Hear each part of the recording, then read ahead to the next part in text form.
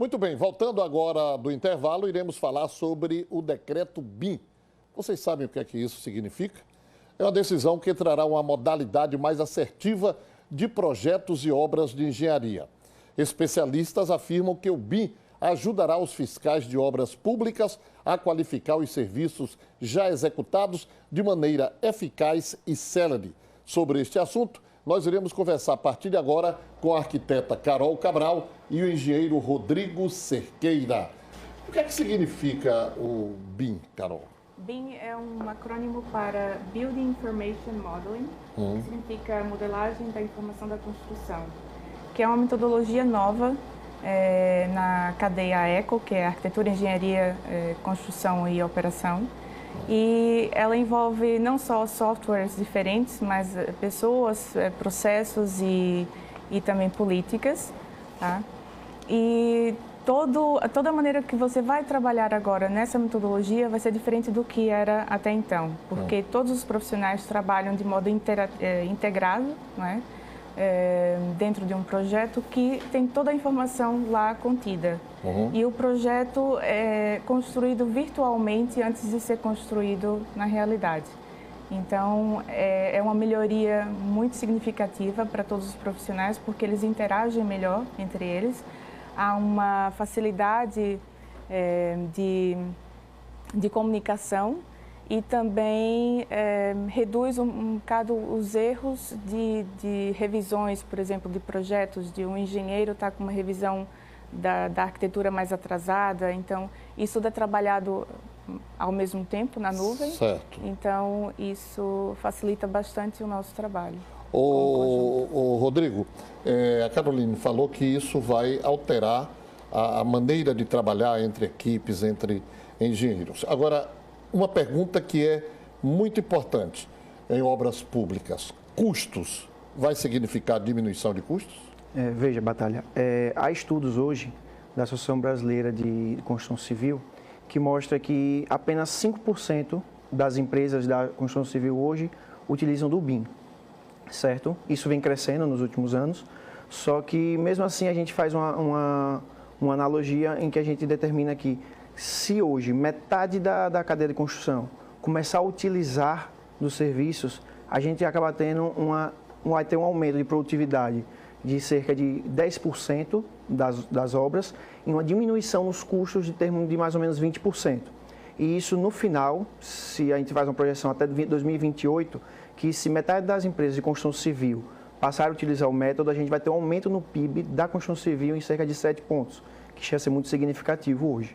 Certo. O tempo também haverá diminuição do tempo de edificação, não é isso? Sim. Na verdade, a implementação também dessa metodologia, ela não é de uma hora para outra, porque todo o processo que é trabalhado até hoje é diferente do que vai ser trabalhado em BIM. Né? Então, as empresas vão ter que mudar a sua maneira de pensar e de trabalhar. Tem que fazer uma análise de como é que ela funciona dentro dela e como é que elas interagem com outras empresas que fazem parcerias, por exemplo. E isso, de início, é um processo um pouco moroso, digamos assim, porque não é... Para a implantação. Para a implantação. Não é de um mês para o outro, nem em 2 meses que se faz isso. Mas depois dessa metodologia implementada, o ritmo de trabalho, ele melhora bastante. Você cita exemplos onde o BIM já é utilizado em larga escala? Sim, Batalha. Hoje no Reino Unido ele já é utilizado, em grandes países da Europa, na maioria deles o BIM já é utilizado.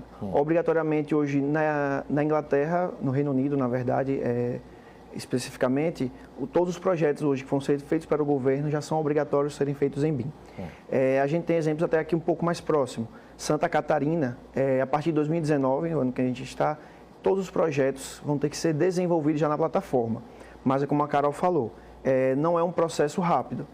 Santa Catarina, desde 2014, já vem implantando o BIM nas suas secretarias para poder fornecer e solicitar que seja feita uma licitação em BIM.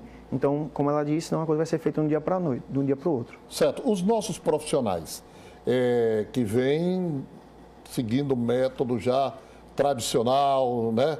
Desde os grandes engenheiros e arquitetos que nós temos, Oscar Niemeyer, ou tínhamos e Companhia Limitada, eles estão conscientes dessa mudança? Nem todos. Nem todos têm o conhecimento ainda do que é o BIM e não têm o conhecimento da importância que isso tem na nossa profissão. Vamos pensar que é Mr. Bean.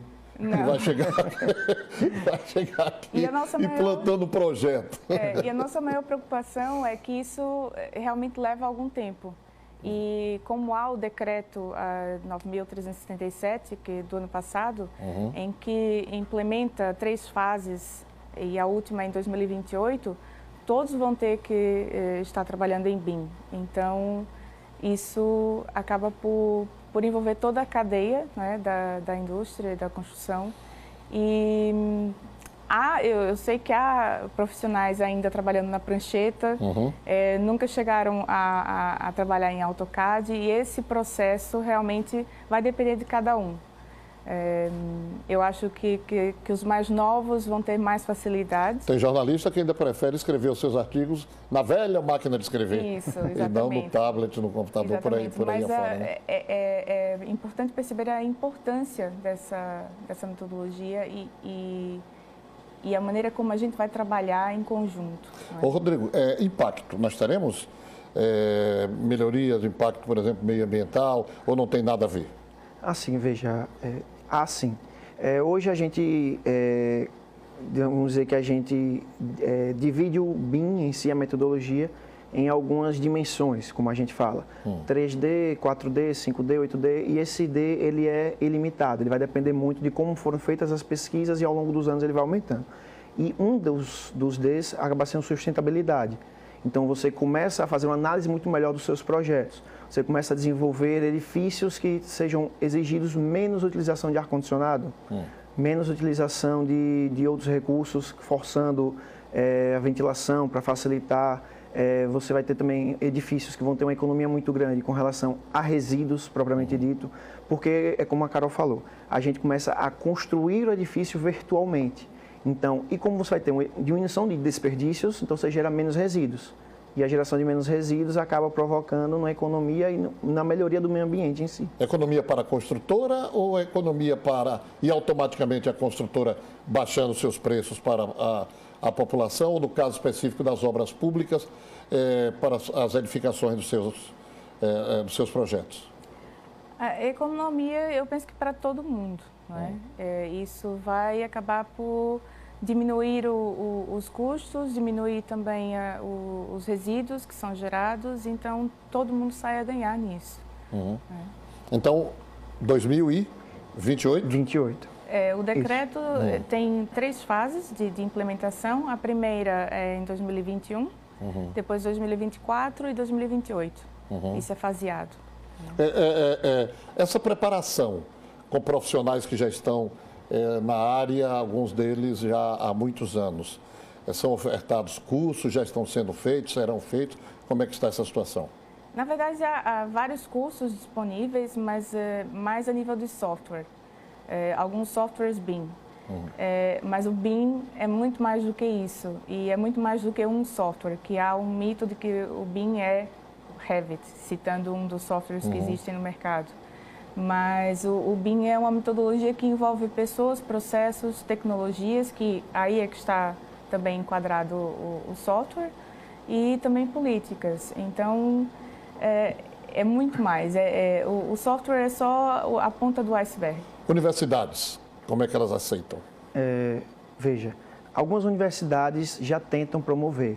Inclusive, a gente já tentou até promover algumas palestras, já conseguimos, junto a algumas grandes faculdades aqui de Aracaju, onde elas foram muito receptivas em levar alguns profissionais que já trabalham com a metodologia. Foi muito satisfatório, os alunos principalmente gostam muito, porque você começa a mudar um pouquinho de como é feito hoje a universidade. Uma coisa que ainda é de 20 anos atrás, 30 anos. Então, a gente começa a introduzir alguns métodos novos que quem é estudante, quem é mais novo, sempre se dá um pouco melhor do que... Para a gente finalizar, qual será o impacto para a engenharia e a arquitetura brasileira no conceito mundial, visto que tanto a engenharia como a arquitetura brasileira são respeitadas muito lá fora, a partir principalmente da construção de Brasília, eu falei há poucos instantes em Oscar Niemeyer e outros empreendimentos também.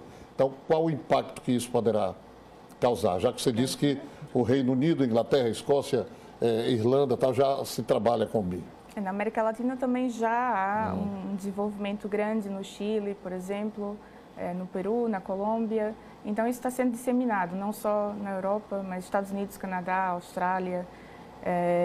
O impacto aqui, nós estamos caminhando também nesse processo, um pouco mais atrasados, mas o sul do Brasil já está adiantado, como o Rodrigo falou, com Santa Catarina, que já tem um caderno de BIM.